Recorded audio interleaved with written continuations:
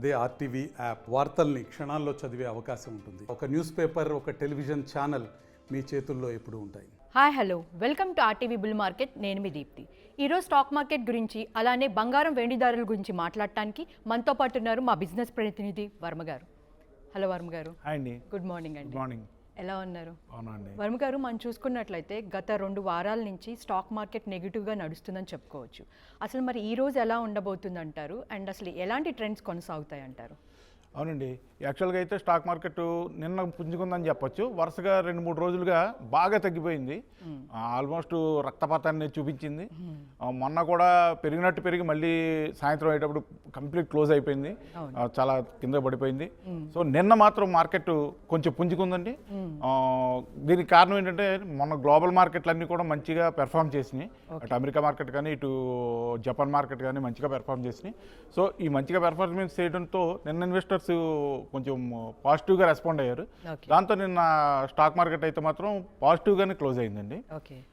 ఆ పాజిటివ్గా క్లోజ్ అయిన స్టాక్ మార్కెట్ ఈరోజు కంటిన్యూ అవుతుందా లేదా, అసలు స్టాక్ మార్కెట్ నిన్న ఎలా ఉంది ఏంటి, ఈ విషయాలన్నిటి గురించి తెలుసుకునే ముందు ఏంటంటే మనం స్టాక్ మార్కెట్ నిన్న క్లోజింగ్ ఎలా జరిగింది అన్నది ఒకసారి చూద్దామండి. సెన్సెక్స్ 874 పాయింట్లు ప్రాఫిట్లోకి వెళ్ళిందండి. నిన్న వెళ్ళి 79,468 వద్ద క్లోజ్ అయిందండి. అలాగే నిఫ్టీ కూడా దగ్గర 304 పాయింట్లు ప్రాఫిట్లోకి వెళ్ళి 24,297 పాయింట్ల దగ్గర క్లోజ్ అయిందండి. ఇక ఈ ట్రేడింగ్లో ఏమైందంటే నిఫ్టీ ఆయిల్ అండ్ గ్యాస్ ఎక్కువగా 3.06% ప్రాఫిట్స్లోకి వెళ్ళినాయండి. అదేవిధంగా metal, media, health care, pharma ఇవి వచ్చి ఈ ఇండెక్స్లో వచ్చి 2% పైగా లాభపడ్డాయండి. అదేవిధంగా 50 నిఫ్టీ స్టాక్స్లో 44 స్టాక్స్ ప్రాఫిట్స్లోకి వెళ్ళినాయి. నిన్న 6 స్టాక్స్ మాత్రం లాస్లోకి వచ్చినాయండి. అలాగే చూసుకుంటే ఈ ఓఎన్జీసీ షేరు 7.4% ప్రాఫిట్లోకి వెళ్ళిందండి. సో ఓవరాల్గా చూసుకుంటే నిన్న ఎక్కువ షేర్లు ప్రాఫిట్స్లోకి వెళ్ళటం, ఎక్కువగా పాజిటివ్గా మార్కెట్ రెస్పాండ్ అయిందని మనం చెప్పొచ్చండి. ఇక ఈ విషయాల గురించి ఒక్కొక్కటి మనం చర్చించుకోవడం. మరి ఇప్పుడు మీరు చెప్తున్నారు ఇట్లాంటి తగ్గే టైంలో మరి నిన్నటి పాజిటివ్ రెస్పాన్స్ ఈరోజు కొనసాగుతుంది అంటారా? అసలు ఎక్స్పర్ట్స్ ఏం చెప్తున్నారు దీని గురించి? యాక్చువల్గా ఏంటంటే మొన్న మనకి గ్లోబల్ మార్కెట్ ఒక రోజు కొంచెం అమెరికా మార్కెట్, ప్రత్యేకంగా అమెరికా మార్కెట్ వచ్చి ఒక రోజు లేటుగా మనకు రిఫ్లెక్ట్ అవుతుంది.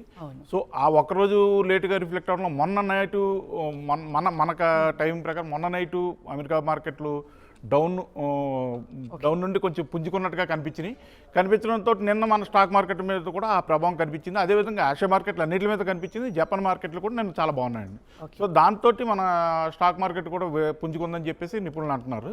ఇంకొకటి ఏంటంటే ఆర్బీఐ రెపో రేటు ప్రకటించే అవకాశం ఉందంటే ఆర్బీఐ ఆల్రెడీ ఇప్పుడు మానిటరీ కమిటీ మీటింగ్స్ అవుతున్నాయి. మానిటరీ కమిటీ మీటింగ్స్ ఈ రోజు క్లోజ్ అవుతాయి. ఈ రోజు ఆర్బీఐ రెపో రేటు ప్రకటించే అవకాశం ఉంది. రెపో రేట్లు పెంచకపోవచ్చు అని ఖచ్చితంగా ఉన్నది. తగ్గించే దాని విషయంలో కొంచెం నిన్న వచ్చిన వార్త వరకు తగ్గించే విషయంలో కొద్దిగా అటు ఇటుగా ఉన్న, పెంచే ఛాన్స్ అయితే లేదని ఉన్న ఒక పాజిటివ్ సైన్ కూడా ఉంది. అదేవిధంగా మా ఫారిన్ ఇన్వెస్టర్స్ ఎవరైతే వెనక్కి వెళ్ళిపోతున్నారో అదే స్థాయిలో మన దేశీయంగా ఉన్న ఇన్వెస్టర్స్ ముందుకు రావడం, స్టాక్స్ కొనుగోలు చేయడంతో కొద్దిగా నిన్న స్టాక్ మార్కెట్ పుంజుకుందని మనం చెప్పొచ్చండి. మరి ఈ విషయాల గురించి మీరు అనిల్ గారితో మాట్లాడారా? వారు ఏమని చెప్తున్నారు? ఈ రోజు మార్కెట్ ఎలా ఉండొచ్చు అని చెప్పారు. అవునండి, యాక్చువల్గా ఈరోజు అనిల్ కుమార్ గారు అందుబాటులో లేరు మనకు. అయితే ఆయనతో పొద్దున ఫోన్లో మాట్లాడడం జరిగింది. ఆయనతో మాట్లాడి మార్కెట్ విషయాల గురించి చెప్పమని అడిగినప్పుడు నిన్నటి పాజిటివ్ ఈరోజు కంటిన్యూ అవుతుందని చెప్పలేమని ఆయన చెప్తున్నారు. ఎందుకంటే ఈరోజు మార్కెట్ ఉదయం స్టార్టింగే లాస్లో స్టార్ట్ అయ్యే అవకాశాలు కూడా ఎక్కువగా ఉన్నాయని చెప్తున్నారు. మన ఇంటర్నేషనల్ మార్కెట్స్, గ్లోబల్ మార్కెట్స్ ఏవైతే ఉన్నాయో అవి మళ్ళీ ఈరోజు డౌన్లో కనబడ్డాయండి. సో ఆ గ్లోబల్ మార్కెట్స్ ప్రభావం మన మీద ఖచ్చితంగా ఉంటుంది. స్లోగానే స్టార్ట్ అవుతుంది మార్కెట్. మధ్యలో ఏమన్నా రెపో రేట్స్ విషయంలో ఏదన్నా మంచి వార్తలు ఏమన్నా వినిపించి ఒకవేళ ఏమన్నా పుంజుకునే అవకాశం ఉంటుంది, కానీ పుంజుకునే అవకాశం కూడా చాలా తక్కువగానే కనిపిస్తుందని చెప్పి ఆయన అభిప్రాయపడ్డారు. అదేవిధంగా ఆయన చెప్తున్నది ఏంటంటే సాయంత్రం వచ్చేటప్పటికి మార్కెట్ క్లోజ్ అయ్యేటప్పటికి ఫ్లాట్గా క్లోజ్ అవ్వచ్చు, లేదా లాస్లోనే క్లోజ్ అవుతుంది, కానీ ప్రాఫిట్లోకి వచ్చే ఛాన్సెస్ అయితే ఈరోజు తక్కువనే ఆయన అంచనా వేస్తున్నారండి. దీనికి మెయిన్గా గ్లోబల్ మార్కెట్స్ రీజన్ అని చెప్తున్నారు. సో మరి చూడాలి ఈరోజు ఎలా ఉండబోతుంది, ఏమవుతుంది అన్నది చూడాలి. ఏదేమైనా కానీ స్టాక్ మార్కెట్ ఒడిదుడుకులు మాత్రం గట్టిగా ఉన్నాయని చెప్పొచ్చు. గ్లోబల్ మార్కెట్లో ఉన్న ఒడిదుడుకులు మన స్టాక్ మార్కెట్ మీద కూడా ఎక్కువగా ప్రభావం చూపిస్తున్నాయి. ఈ నేపథ్యంలో మన స్టాక్ మార్కెట్ నిన్న పుంజుకుంది. నిన్న పుంజుకోవడం ఒక గుడ్ సైన్ అయినప్పుడు కూడా ఈ రోజు పుంజుకుంటుందా లేదా, ఈ రోజు మళ్ళీ వెనక్కి వెళ్తుందా అన్నది చెప్పాలి. ఇంకొకటి ముఖ్యంగా రెపో రేట్ విషయంలో చాలా క్లారిటీగా ఎక్కువగా వస్తున్న వార్తలు ఏంటంటే రెపో రేటు ఖచ్చితంగా పెరగదు, కానీ తగ్గించడం కూడా జరగదని లాస్ట్ టైం ఎంతైతే 6.50% దగ్గర ఉందో అదే దగ్గర రెపో రేట్ని కంటిన్యూ చేసే అవకాశం కనపడుతుంది. దీంతో మార్కెట్ కూడా అందుకు అనుగుణంగానే రెస్పాండ్ అయ్యే అవకాశం ఉంది. ఒకవేళ రెపో రేట్ తగ్గిస్తే కనుక మార్కెట్ కొంచెం ఏమన్నా కనబడే పుంజుకునే అవకాశం కనబడి ఉండేది. కానీ రెపో రేట్ యథాతథంగా ఉంటుంది అనడంతో కొంచెం తగ్గే అవకాశాలు ఎక్కువగా కనబడుతున్నాయని అనిల్ కుమార్ గారు చెప్తున్నారండి. అనిల్ కుమార్ గారు చెప్తుంది ఏంటంటే ఇంకొక ముఖ్యమైన విషయం, చిన్న ఇన్వెస్టర్లు చాలా జాగ్రత్తగా ట్రేడింగ్ చేయమంటున్నారు. ట్రేడింగ్ చేసే విషయంలో చాలా జాగ్రత్తగా వెళ్ళమంటున్నారు. తక్కువకి వచ్చినాయని చెప్పి గబుక్కుని తొందరపడద్దని చెప్పి అంటున్నారు. అదేవిధంగా కొత్తగా వచ్చే ఇన్వెస్టర్స్ ఎవరైతే ఉన్నారో వాళ్ళు ఖచ్చితంగా 100% ఆచి తూచి వ్యవహరించమంటున్నారు. తొందరపడి మాత్రం మార్కెట్లో ఎంటర్ అవ్వద్దని ఆయన సలహా చెప్తున్నారండి. ఇది అనిల్ కుమార్ గారు చెప్తున్నదండి. ఈ రోజు ఏమన్నా స్టాక్స్లో ఇన్వెస్ట్ చేస్తే మంచిదంటారా? ఎందుకంటే ఎలాగో కొన్ని సెక్టార్స్లో తగ్గినాయి కదా, సో దాంట్లో కొత్తగా స్టార్ట్ అయ్యే వాళ్ళు ఏమైనా ఇన్వెస్ట్ చేస్తే మంచిదంటారా? ఏదైనా అనిల్ కుమార్ గారు చెప్తున్న దాని ప్రకారం ఏంటంటే ఎవరైనా సరే స్టాక్స్ విషయంలో ఈ రోజు ఇప్పుడున్న పరిస్థితుల్లో కొత్తగా ఎంటర్ అవ్వడానికి మాత్రం ఎటువంటి పరిస్థితుల్లోనూ చాలా జాగ్రత్తగా ఉండమంటున్నారు. ఎంటర్ అవ్వడానికి చాలా ఆచితూచి వెళ్ళమంటున్నారు. ఒకవేళ పాత ఇన్వెస్టర్స్ ఎవరైతే ఉన్నారో చిన్న ఇన్వెస్టర్సు, పాత ఇన్వెస్టర్సు ఇన్వెస్ట్ చేయడానికి ముందు వాళ్ళ పోర్ట్ఫోలియోని జాగ్రత్తగా చూసుకుని అవకాశం ఉన్న మేరకే వెళ్ళమంటున్నారు. తొందరపడేది మాత్రం నిర్ణయాలు తీసుకుని వెళ్ళొద్దు. ఇప్పుడు తగ్గిన పరిస్థితుల్లో మనం ఇప్పుడు తగ్గిన స్టాక్స్ కొంటే ఫ్యూచర్లో పెరిగే అవకాశం ఉందని అనుకోవచ్చు కదా కొంతమంది. అంటే అలాగనే అనుకున్నా కూడా అది మరింత తగ్గే అవకాశం అండి. యాక్చువల్గా మొన్న తగ్గింది, నిన్న పెరిగింది, మళ్ళీ సో ఒడిదుడుకులు ఎక్కువగా ఉన్నప్పుడు ఎప్పుడైనా సరే కొంచెం ఆచితూచి నిర్ణయాలు తీసుకోవడమే చాలా మంచిదండి. అమ్మేసుకోవడం ఎలాగో అమ్ముకోలేరు ఈ రేట్లో. సో కొనుక్కునేటప్పుడు మాత్రం కొంచెం జాగ్రత్తగా లెక్కలేసుకుని కొనుక్కోవడమే చాలా మంచిదండి. వర్మ గారు, మనం చూసుకున్నట్లయితే నిన్న బంగారం ధరలు కొంచెం తగ్గాయని చెప్పుకోవచ్చు. అసలు ఈరోజు ఎలా ఉందంటారు పరిస్థితి? యాక్చువల్గా ఏంటంటే నిన్న కాదండి, 2 రోజుల నుండి మన మంగళవారం బుధవారం కూడా బంగారం రేట్లు వచ్చి భారీగా తగ్గినాయండి. ఒక రకంగా చెప్పాలంటే బంగారం వచ్చి మన హైదరాబాద్ మార్కెట్లో దాదాపుగా 3,000 రూపాయల దగ్గరగా 1,300 రూపాయల దగ్గరగా తగ్గిన సూచనలు ఉన్నాయి.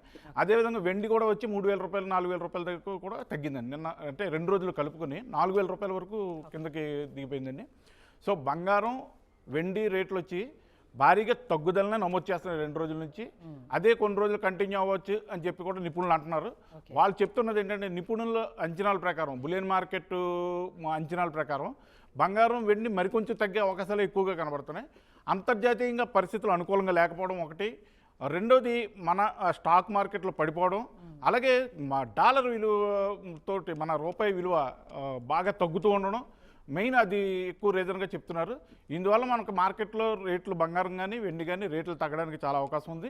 అలాగే గ్లోబల్ రేట్లు కూడా కొంచెం తగ్గుదల బాటలోనే ఉండడంతో బంగారం గ్లోబల్గా తక్కువగా దొరుకుతుండడంతో మన దగ్గర కూడా అదే ఎఫెక్ట్ పడుతుంది. బంగారం కానీ వెండి కానీ ఇప్పుడు ప్రస్తుతం అయితే రేట్లు తగ్గే సూచనలే ఉన్నాయి కానీ పెరిగే సూచనలు లేవంటున్నారు. కాకపోతే ఒక్క ఆశ మార్కెట్లో ఏముందంటే ఇప్పుడు శ్రావణ మాసం వచ్చింది, మహిళలు బంగారం కోసం తొందరపడతారు కాబట్టి ఆ డిమాండ్ వలన ఏమన్నా స్థానికంగా కొద్దిగా పెరిగితే పెరగచ్చు, కానీ భారీ స్థాయిలో అయితే పెరిగే ఛాన్స్ లేదు.